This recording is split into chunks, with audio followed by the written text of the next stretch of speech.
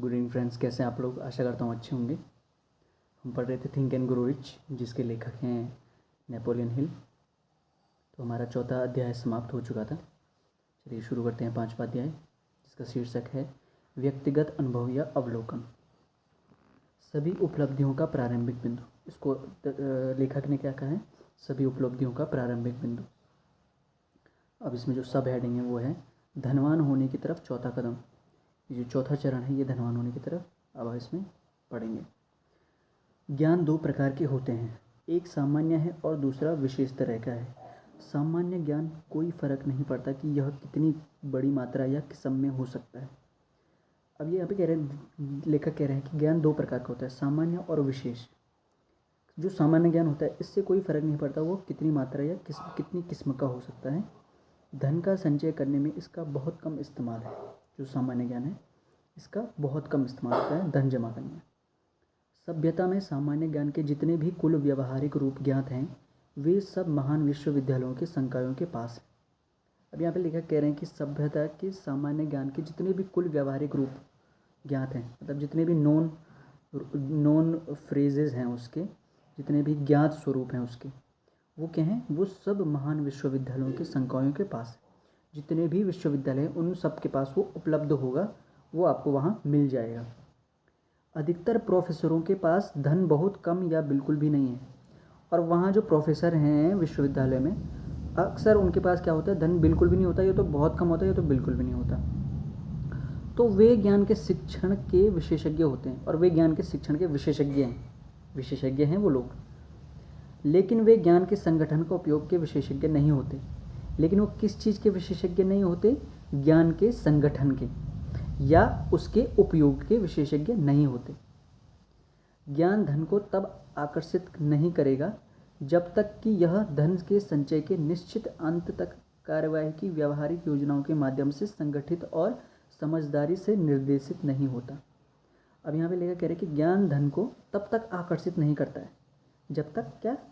जब तक कि यह धन के संचय के निश्चित अंत तक, धन का जो संचय है उसका जो निश्चित अंत है, तब जो डेफिनेट एंड है उसका कि यहाँ पे एंड होना है इसको, उसके अंत तक कार्यवाही की व्यावहारिक योजनाओं के माध्यम से जो प्रोसेस है, प्रोसेस ड्रिवन प्लानिंग होती है, उसके माध्यम से संगठित और समझदारी से निर्देशित नहीं होता। उस प्लानिंग के थ्रू वो एक वाइजली उसको निर्देशित करना, मतलब कि उसको गाइड करना, उसको रास्ता दिखाना, जब तक कि उसको एक सही निर्देश और सही तरीके से उसको यूज न किया जाए, उस योजना को यूज न किया जाए उस वे में, तब तक वो ज्ञान धन को आकर्षित नहीं करता है। इस तथ्य की समझ की कमी लाखों लोगों के भ्रम का स्रोत रही है। अब ये जो तथ्य है इसकी कमी लाखों लोगों की जो सोच है, लाखों लोगों का जो भ्रम है उसका मेन पॉइंट रहा है। इस तथ्य की जो समझ है उसकी कमी। जो इस गलत धारणा को मानते हैं कि ज्ञान शक्ति है, जो ये गलत धारणाओं को मानते हैं कि जो ज्ञान है वो शक्ति है, नॉलेज इज पावर, जो ये मानते हैं, ऐसा कुछ भी नहीं है। लेखक कह रहे हैं ऐसा कुछ भी नहीं होता कि ज्ञान ही संभावित शक्ति है, कि ज्ञान ही एक पॉसिबल वे है पावर का, ऐसा कुछ भी नहीं होता। यह शक्ति केवल तब बनता है जब इसे निश्चित योजनाओं में संगठित किया जाए और एक निश्चित अंत तक निर्देशित किया जाए। हाँ, ज्ञान को अगर आप शक्ति बनाना चाहते हैं तो ये केवल तब बनेगा जब क्या करेंगे, जब इसे निश्चित योजनाओं में, मतलब फिक्स प्लानिंग में संगठित किया जाता है, मतलब एक्युमुलेट करा जाता है। जो प्लानिंग्स हैं हमारे, उन प्लानिंगों में बिठाया जाता है, संगठित किया जाता है, और एक निश्चित अंत तक और एक फिक्स्ड एंड तक निर्देशित किया जाता है, मतलब उसको गाइड किया जाता है एक फिक्स एंड तक। तब जाके ये नॉलेज आपका मनी को अट्रैक्ट करता है। आज सभ्यता को ज्ञात शिक्षा की सभी प्रणालियों में इस लापता कड़ी को शिक्षण संस्थानों द्वारा अपने छात्रों को यह सिखाने में मिली विफलता में पाया जा सकता है कि ज्ञान को प्राप्त करने के बाद उसे व्यवस्थित और प्रयोग कैसे करें।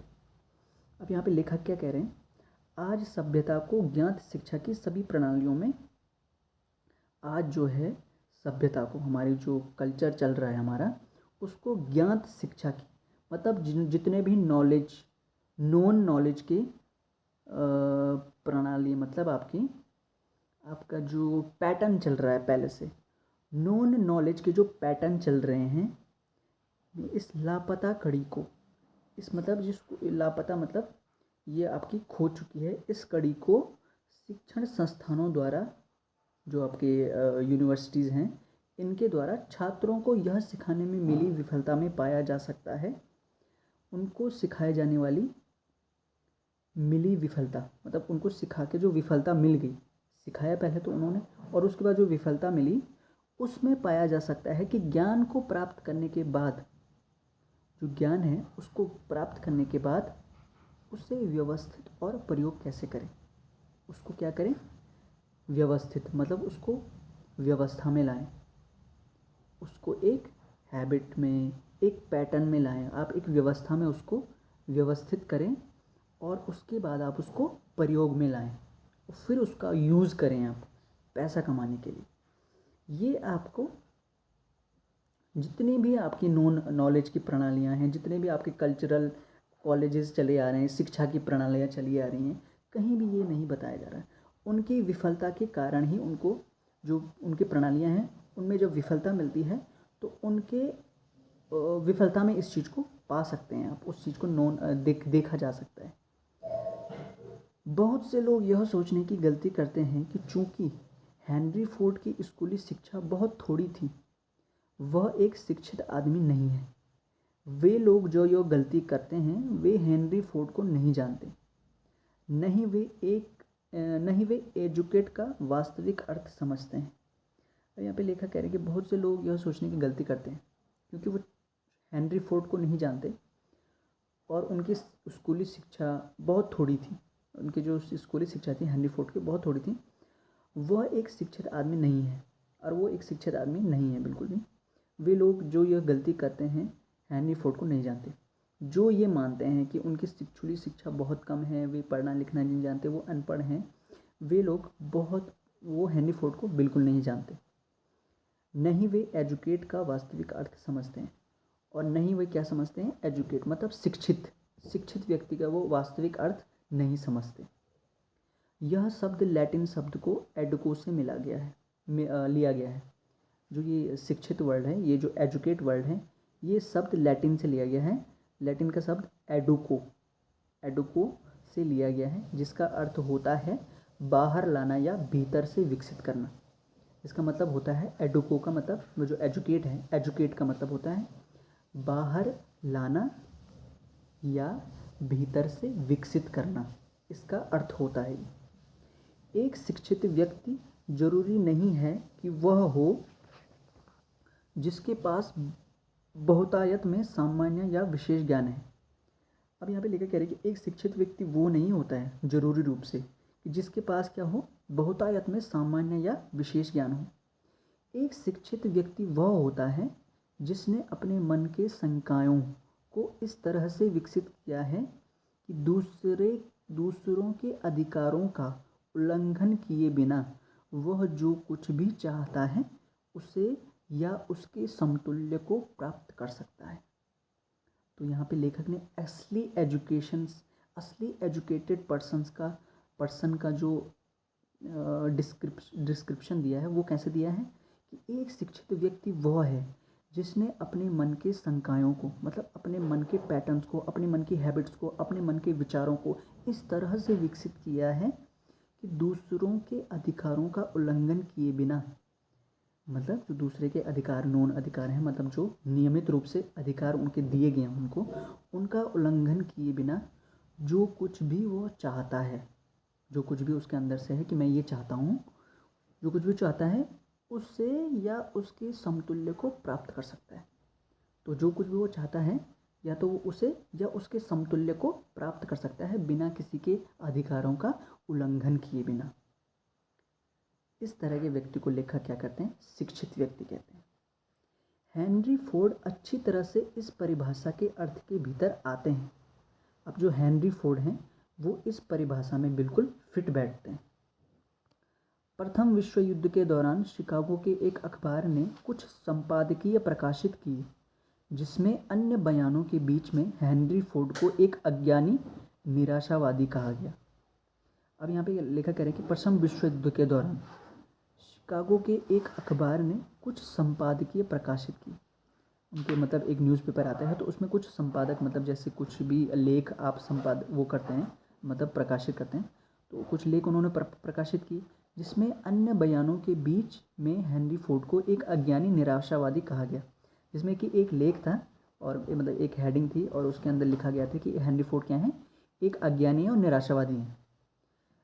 श्रीमान फोर्ड ने बयानों पर आपत्ति जताई। अब फोर्ड ने आपत्ति जताई कि यार मेरे बारे में ऐसा लिख रहे हैं और उनके बारे में अपमानजनक लेख लिखने के लिए अखबार के खिलाफ मुकदमा कर दिया। और उन्होंने क्या करा, अपने खिलाफ अपमानजनक लेख लिखने के लिए उन्होंने अखबार पे मुकदमा कर दिया।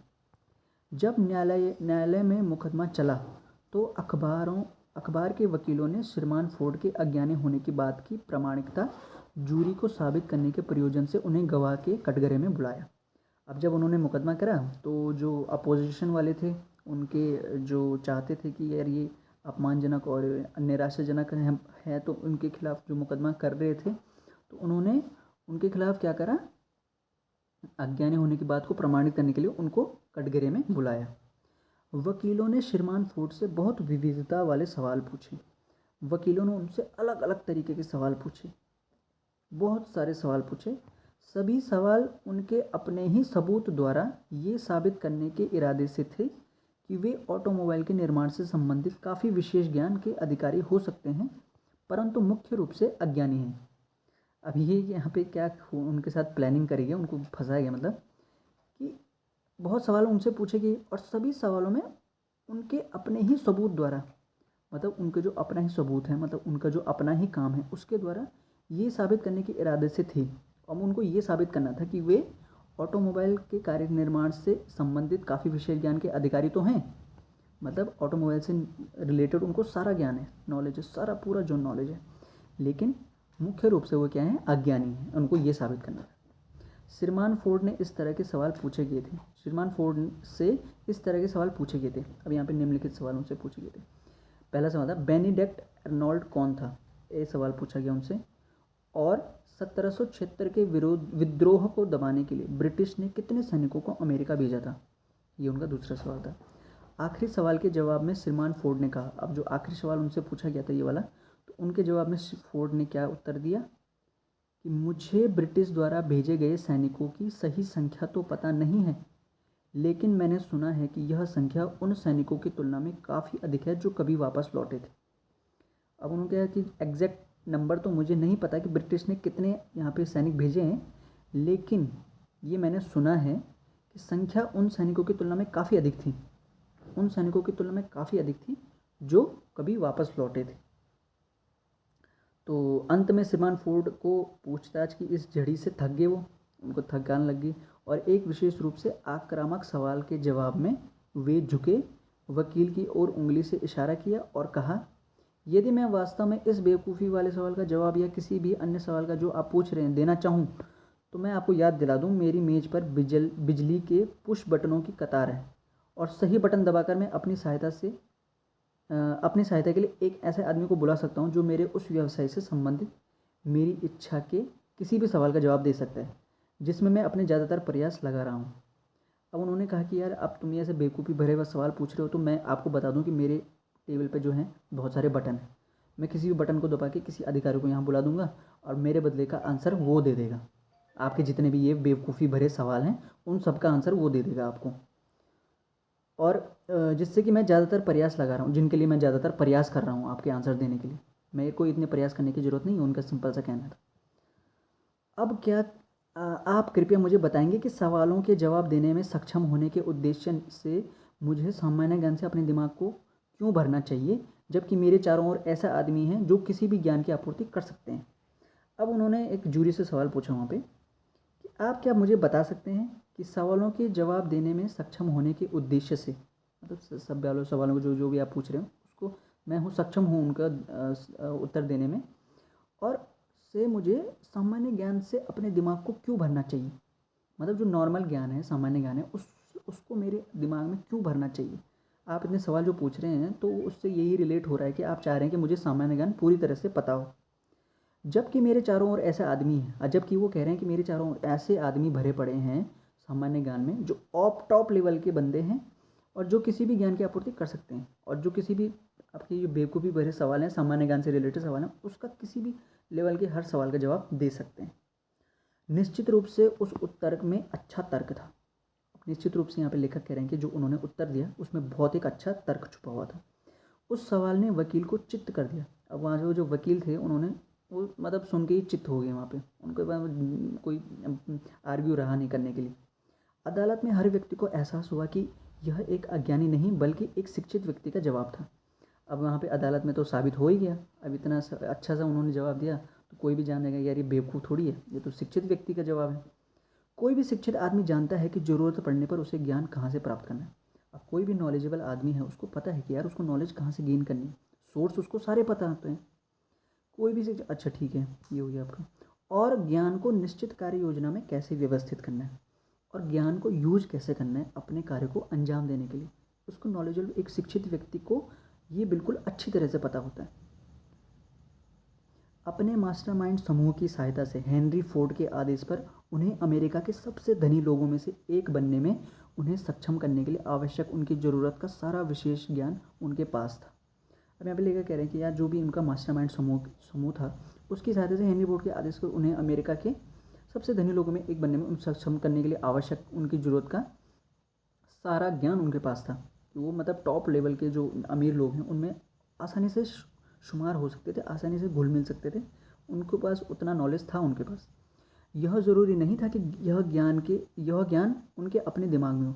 अब ये ज़रूरी नहीं कि यार वो अपने ज्ञान अपना जो नॉर्मल ज्ञान है, जो सामान्य ज्ञान है, वो अपने दिमाग में भर के हर जगह चलें। उनके पास आदमी हैं, वो आदमियों से पूछेंगे उनका काम निकल जाएगा, ज़रूरी थोड़ी वो हर चीज़ दिमाग में लेके घूमे। निश्चित रूप से कोई भी व्यक्ति जिसका इस प्रकृति की पुस्तक पढ़ने में काफ़ी झुकाव और ज्ञान हो संभवतः इस उदाहरण के महत्व को चूक सकता है। अब यहाँ पे लेखक एक थोड़ा इंटरेस्टिंग लाइन से आपसे जोड़ रहे हैं कि निश्चित रूप से कोई भी व्यक्ति जिसका इस प्रकृति की पुस्तक पढ़ने में, जो ये प्रकृति की पुस्तक आप पढ़ रहे हैं, इस प्रकृति की पढ़ने में काफ़ी झुकाव हो और ज्ञान हो उसके अंदर, तो संभवतः इस उदाहरण के महत्व को चूक सकता है।